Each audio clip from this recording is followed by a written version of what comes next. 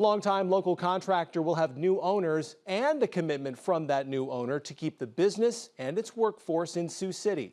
Ames, Iowa-based Story Construction, an employee-owned general contractor, construction manager, and design builder, has entered into a purchase agreement to acquire the assets of L&L Builders of Sioux City.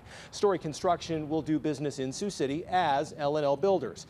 Brothers Larry and Lonnie Book founded L&L Builders in 1960. Over the years, it expanded its project portfolio to include new commercial, construction, and major renovations in the medical, industrial, government, restaurants, and historic restoration markets. The president of L&L is excited to see the next chapter, saying in part, quote, "I'm so proud of what this firm has accomplished throughout its history and in the 10 years I've been with the company.